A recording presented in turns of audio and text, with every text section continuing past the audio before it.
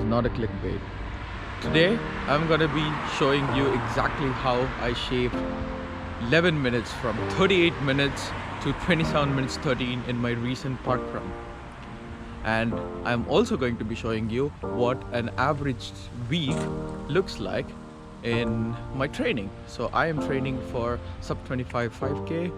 This is going to be my second week, and I'm going to be showing you how I structure my workout, what are the cautions that I take, and how I plan my sessions. So there is a bonus at the end of the video, so make sure to watch this video till the end, and yeah, make sure to subscribe and follow for more content. Before we begin, let's get to the track and I'll discuss the workouts there. So before we begin, I have a few words. It's not like I magically began to run faster, nor I was pushing myself too hard. I just wanted to make that clear. If your running sucks and if you're running slowly, it's basically because you don't have a proper structure in your training. The biggest asset that I found is having a proper structure of mixing your workouts and running accordingly. I mean, it's okay to change your structure once in a while, but having a structure makes a lot of difference in your running, and especially you would see a lot of improvements when you first incorporate structure. I ran the fastest without even breaking a sweat. So it's important to add structure in your workout. That's number one. And number two is, if you're watching this video and you wanted to shave 11 minutes tomorrow, it's not gonna happen. If you follow these, at least it would take 3 to 4 weeks to see some kind of improvements. So a word of caution is that don't rush into doing this tomorrow or immediately and get injured. That's the last thing that you wanted. And being fit but also not getting injured is also another thing when it comes to running fast. So I would advise you to take it slowly, build mileage, and then incorporate the structure in your workout. So I just wanted to put it out there. And yeah, now we are going back to the track. It's gonna be fun. I'll see you there.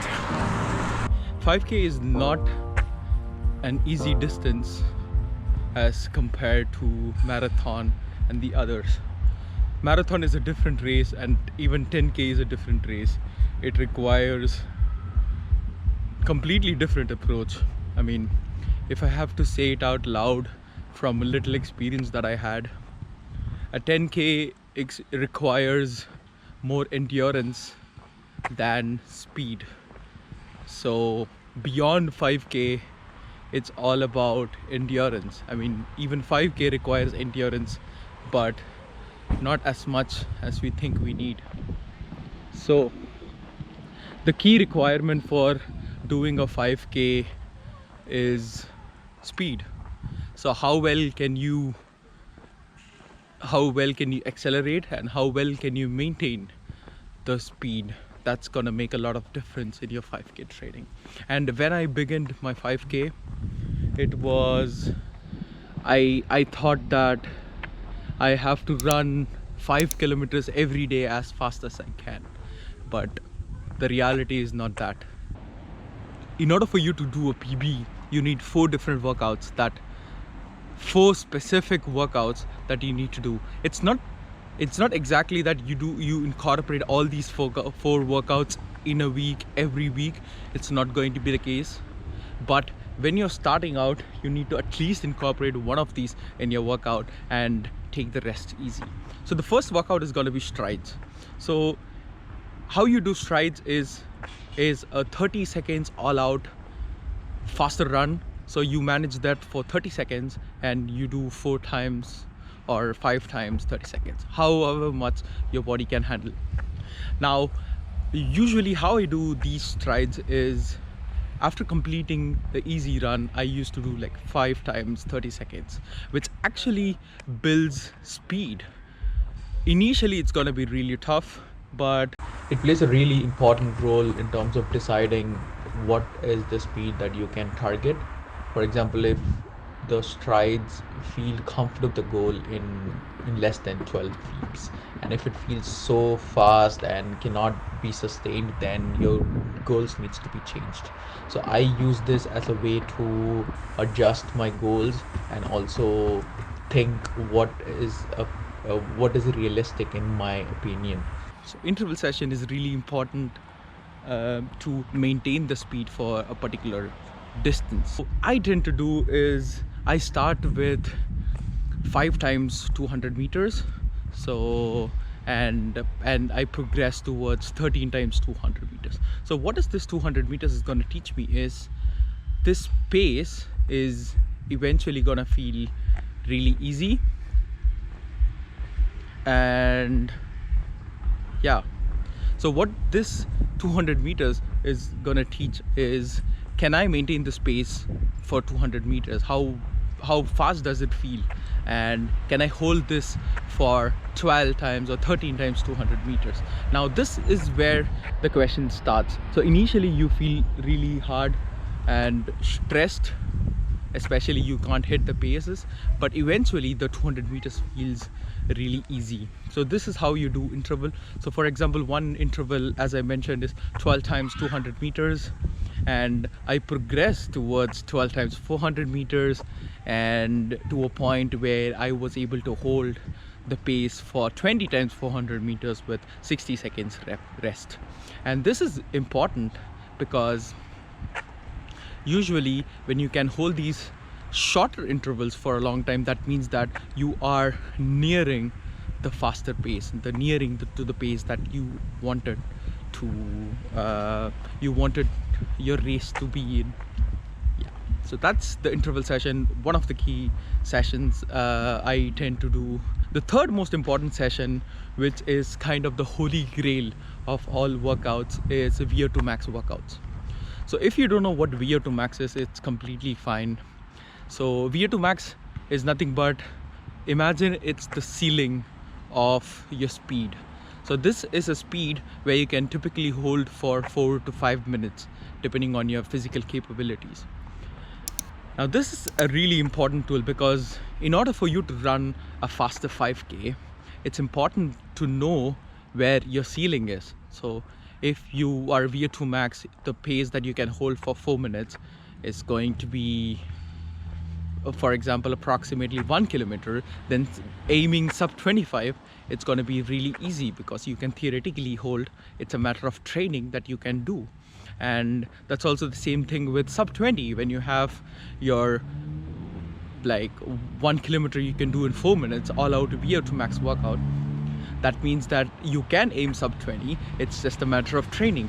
So you need to know better about how much you can hold for these workouts. So the VO₂ Max workouts usually are done in 4 times 4 minutes with 3 minutes rest in between. So this is my really favorite workout. So initially when I started to do VO₂ Max workouts, I was nowhere close, but week after week I saw a big improvement in my capacity to hold for that 4 minutes. And with the 3 minutes in mind, 3 minutes rest in between, you have to take the pace very consistently. So that's the tip here. So you have to be very conservative, and all the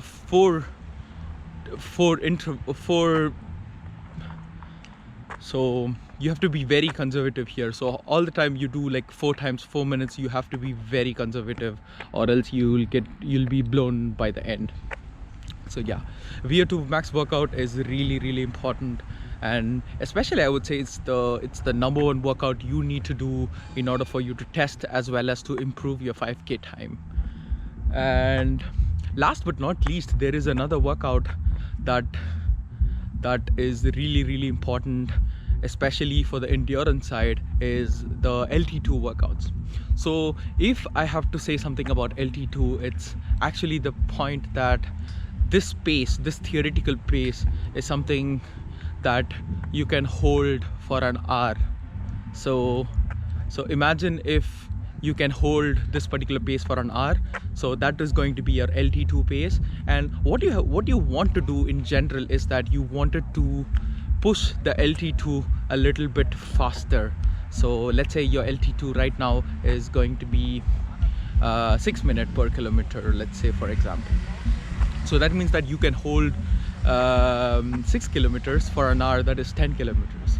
Now what you wanted to do is you wanted to bring the 6 kilometers as close as possible to the goal race pace. For example, if you wanted to achieve sub 25, which is something that I wanted to achieve, then you have to bring this closer towards 5:30 minutes per kilometer and 5:20 minutes per kilometer.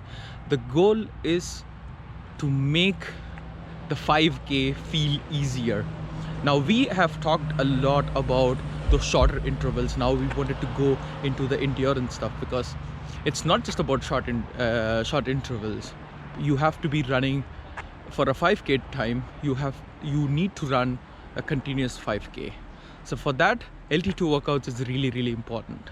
So currently my 5K, my LT2 pace is 5:20 minutes per kilometer. So usually what I do is I do 3 times 15 minutes or 3 times 10 minutes in order like how good I feel on a particular day, and I go out at that pace, so 5:30. So this is something that I can hold for an hour, and I go out, do like 3 times 15 minutes with like 3 minutes in between. Now after this session particularly, your legs feel really sore, and for a fact that you wouldn't be able to move a lot, and you would be struggling to move. And actually that's how LT2 workouts feel. It's really hard, and I would suggest not overdoing it. Now typically this is how you do it. So you take all these 4 workouts and you mix it in your training block. So usually I tend to do, when I started running, I tend to do like one of these hard workouts in a week. So I used to do easy runs. After each easy run, I used to do strides, and then one dedicated day it's going to be for the hard workouts. Either it's going to be LT2, VO₂ Max, or interval. So depending on how I feel or what I aim personally. And that's how you do it. You don't rush into it, and typically that has produced me a lot of success, and initially trimmed my time from 38 minutes to 27 minutes.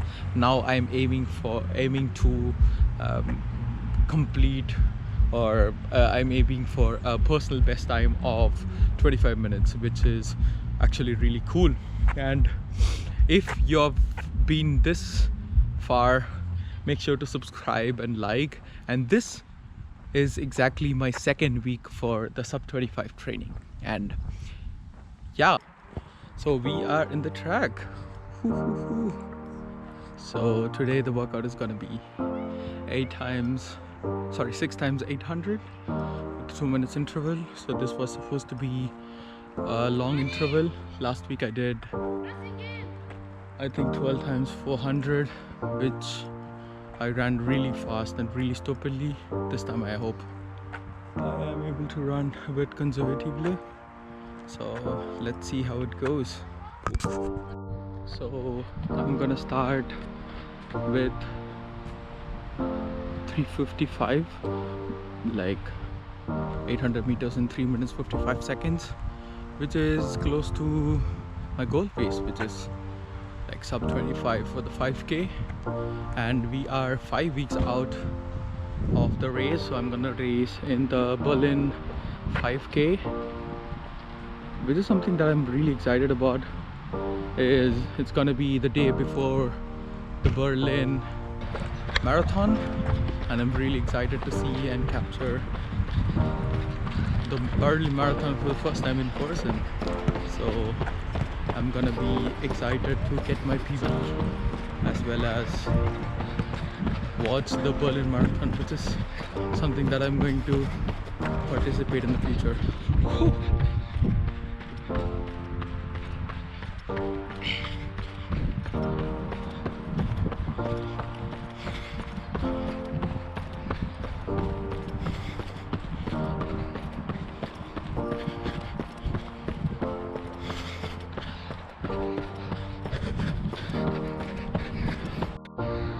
Five done. So each of them was 3:55 minute for 400. It's exhausting because I'm dehydrated at the worst, sorry.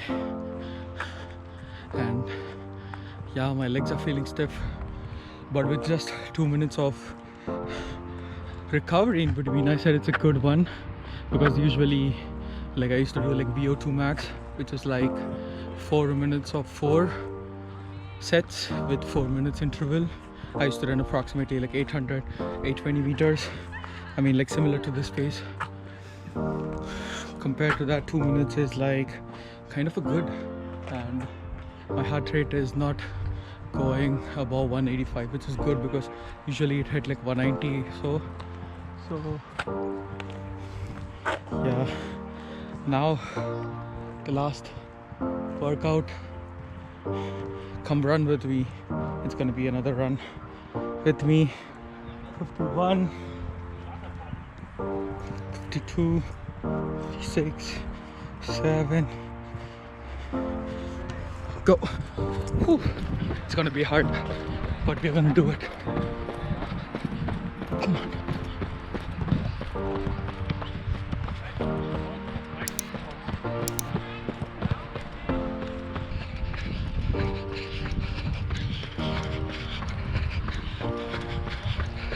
Oh shit.